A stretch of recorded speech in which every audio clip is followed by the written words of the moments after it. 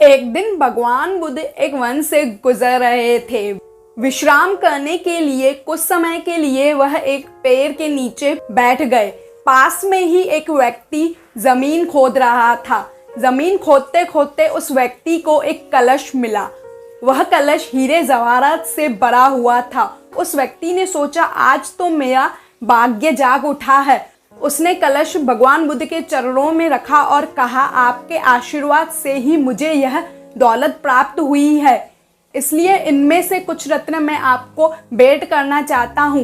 बुद्ध ने कहा, यह तुम्हारे लिए दौलत होगी, किंतु मेरी दृष्टि से यह विष के समान है। बिना किसी परिश्रम किए हुए, बिना किसी मेहनत के मिला धन विष के समान होता है। यह बातें सुनकर वह व्यक्ति नाराज हो गया और कलश लेकर वहां से चला गया।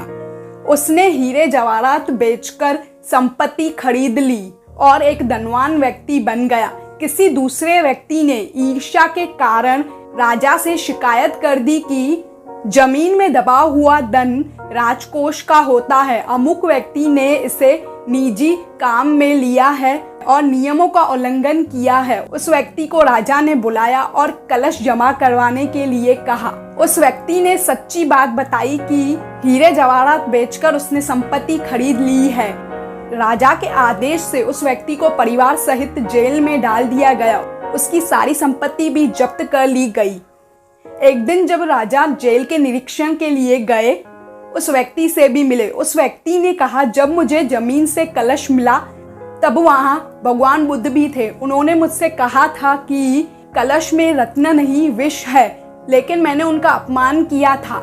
आज जेल में रहकर मुझे इस बात की अनुभूति हो रही है कि भगवान बुद्ध की वह बातें बिल्कुल सही थी। बिना परिश्रम के मिला हुआ धन विष के समान होता है। मैं एक बार भगवान बुद्ध के दर्शन करके उनसे माफी मांगना चाहता हूँ। राजा ने सम्मान पूर्वक भगवान बुद्ध को राजदरबार में आने का आमंत्रण दिया। जब भगवान बुद्ध आए तब उस व्यक्ति को जेल से लाया गया।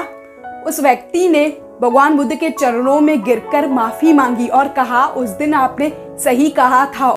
उस कलश में विष था जिसने मुझे जेल पहुंचाया है। जब उस व्यक्ति को अपनी गलती का एहसास हुआ तब भगवान बुद्ध के आदेश से राजा ने उसे जेल से रिहा कर दिया और उस दिन से उस व्यक्ति ने परिश्रम से प्राप्त धन से ही अपना जीवन जीना शुरू कर दिया।